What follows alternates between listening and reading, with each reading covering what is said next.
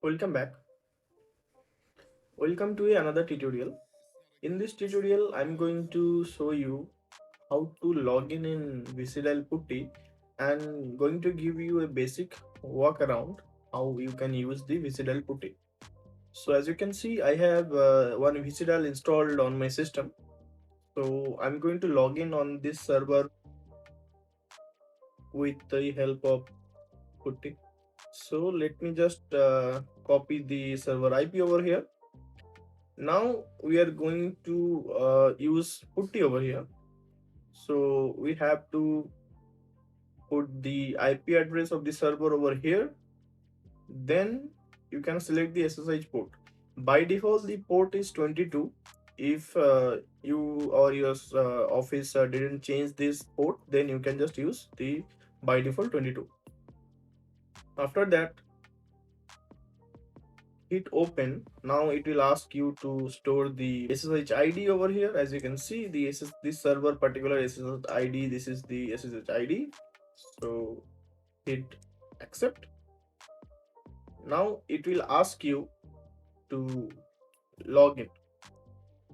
So we have to log in as a root. Now you have to put the password for the root. So yeah, then hit enter.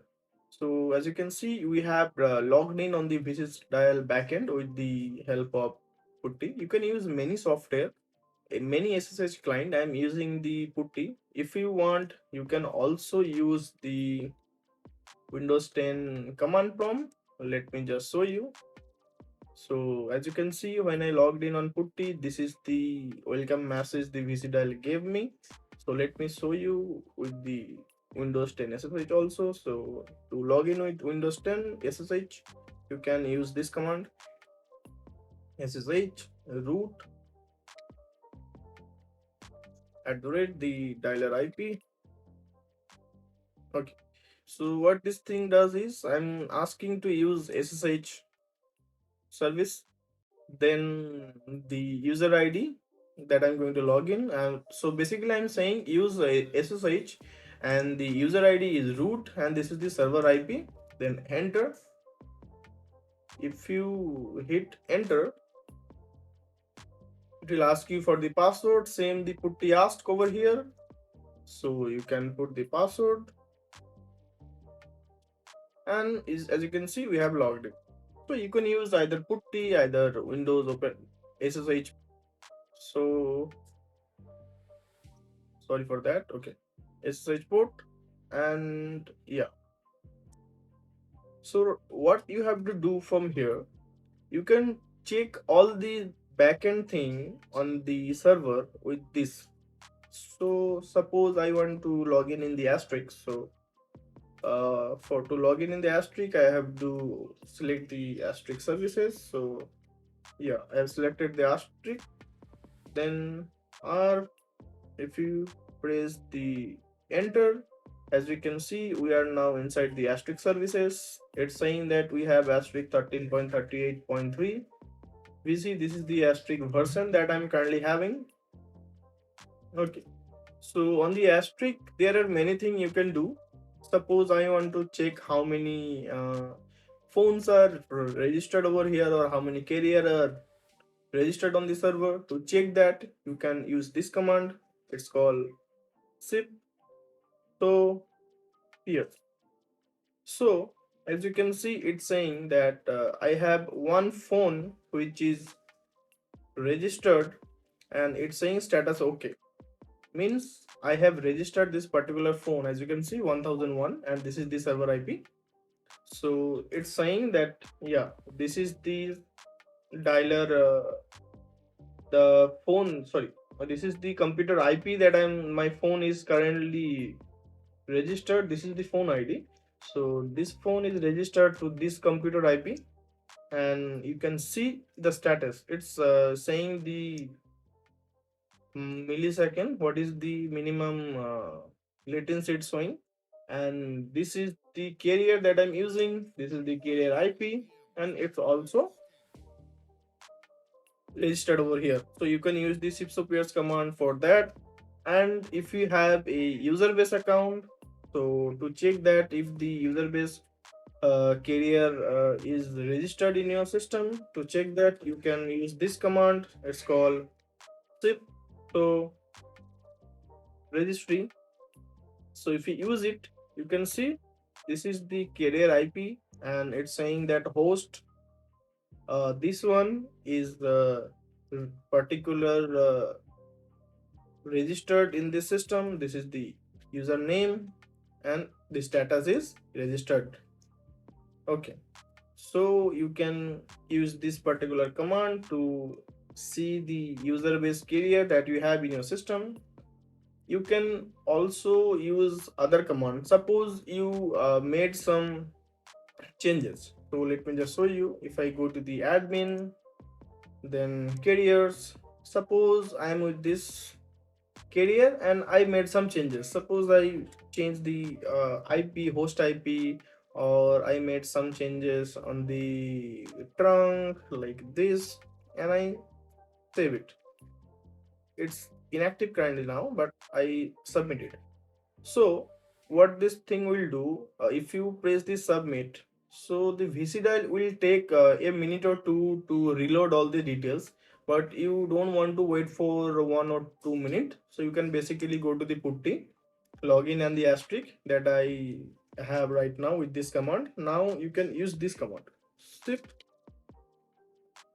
reload. What this thing will do, it will reload all the SIP that are registered in the system.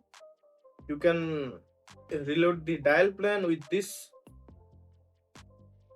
command, dial plan reload. So it will basically reload any dial plan entry. Suppose I have just changed this to 3 and submit.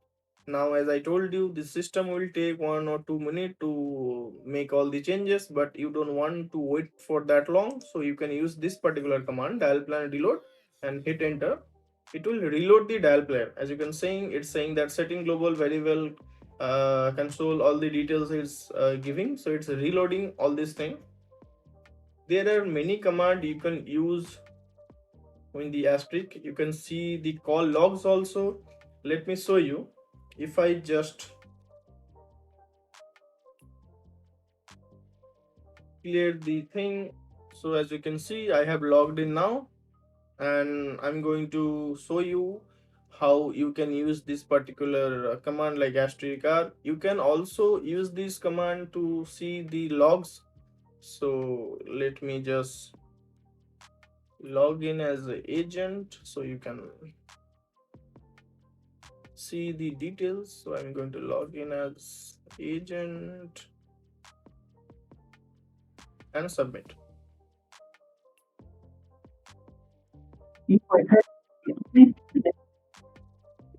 Okay, so when you logged in, you hear that message. Now if we go to the PuTTY, you can see it's saying that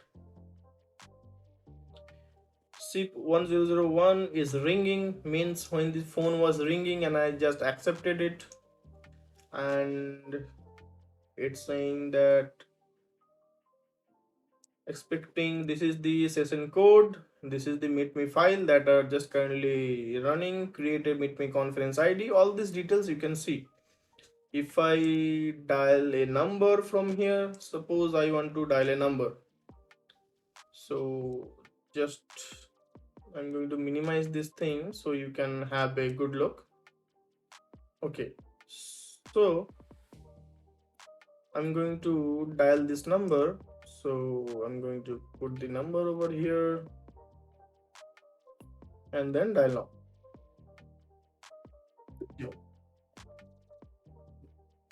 Let me, okay, so let me just log out. Okay, so as you can see, when I made the call, it's saying that I have created a okay, so the local AGI is configure, it's a local AGI script is running over here, and all the details it's saying that executing the local AGI in a file and expecting, this is the conference ID, meet me again, it's using right now your conference number. Each and everything you can see over here. So this is how you can see the logs. You can also log into the MySQL like this. If you enter MySQL, it will ask you for the password. I don't have any password, so it didn't ask me, but you can use MySQL to log in your Vicidial MySQL services. So this is the basic tutorial. So you can do many much thing in this PuTTY thing. I see many people who are new in Vicidial. They don't have much idea. Like when I started, I used to don't know anything about it. So that's why I created this small video so you can have a basic idea how this PuTTY thing work. So this is all for this video. If this video you find any helpful, please like and subscribe, and I will see you to the next video. Thank you.